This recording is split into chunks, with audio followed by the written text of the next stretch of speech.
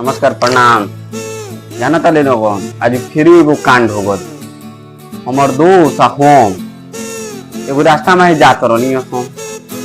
हमर दोस्तवा एगो सुगा बेचत रहलक। एगो आदमी में रोक दिलक तो वो टालिन सुगा रहलक। तो एगो सुगवा के दाम रहलक 5,000 रुपये। तो हम पूछनी ए भाई इस सुगुआ में का खूबी वजह तू 5,000 रुपया लेता रहो भाई। तो वो आदमिया कहलक ये सुगुआ के रौरा जब कहे एगो टांग उठावेला तो वो एगो टांग उठाई तो कही जय श्री राम जय श्री राम जय श्री राम बोल। तो हमार बगल में जो दोस्तवा रख आ कहलक आ कोई टांगवा कहे उठावे के तो का कही सुगुआ।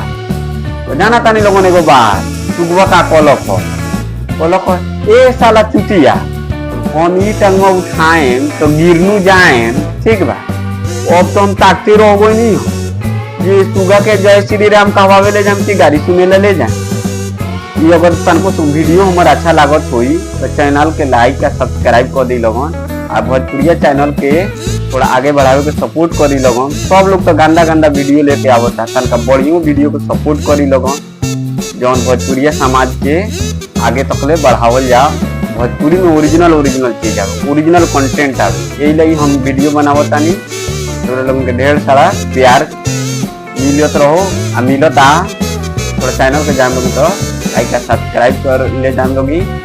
फिर नया वीडियो लेके बहुत जल्दी आवे।